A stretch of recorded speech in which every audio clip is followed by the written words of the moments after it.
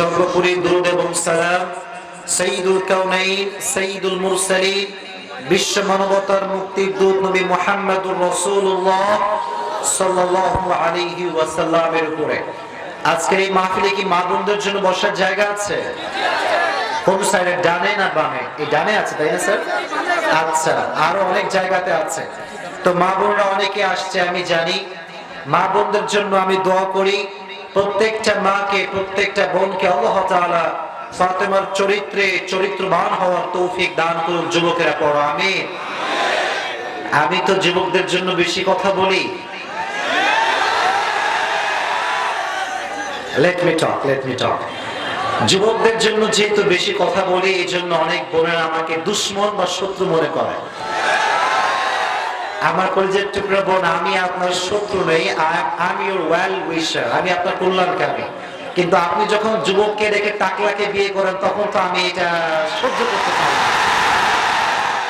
আপনি বিয়ে করবেন চরিত্রবান যুবককে, দিনদার যুবককে, আপনার জীবনকে সুন্দর করে দিবে একজন, তিনি কে?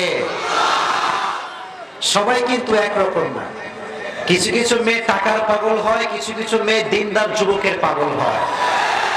পার্থক্য আছে না নাই? তো বন্ধুদের সঙ্গে আমার কোনো রেষারেষি নেই, কোনো বিদ্বেষ নেই, কোনো মারামারি নেই। আমার কথা একটা, আপনি যুবকের সঙ্গে বেঈমানি করা বাদ দিয়ে দেন, আমিও বক্তব্য দেওয়া বন্ধ করে দেব। তবে শুধুমাত্র মেয়েদেরকে একতরফা দোষ দিলে হবে না। আজকালকার অনেক যুবকেরা ৩-৪টা মেয়ের সঙ্গে গাদ্দারি করে বেড়াও। এটা কখন নবীর আদর্শ হতে পারে না। যুবকেরা, নবীর আদর্শে যে ব্যক্তি আদর্শবান হবে, সে হালালে থাকবে, হারামে সে কখনো থাকতে পারে। এই কথাগুলো যুবকদেরকে আমি বোঝাই, মেয়েদেরকে বোঝাই। তাই আমাকে অনেকে চোখের বিষ মনে করে।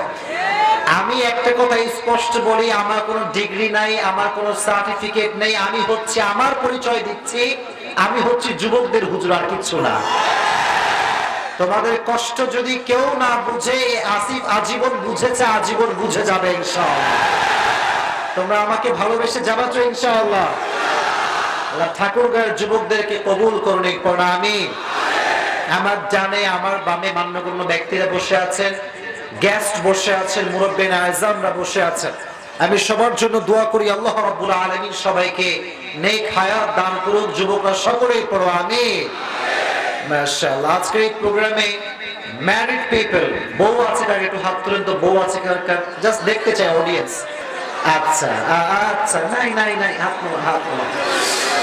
আর আজকের মাহফিলে যাদের বউটু কেউ নয়, তারা হাত তুলো সবাই। আপনারা দেখেন, এই যে দেখেন, কারো বউ নাই? ঠাকুরগাঁয়ে যে আব্বা জানরা এসেছেন, কষ্টগুলো বোঝার ট্রাই করে।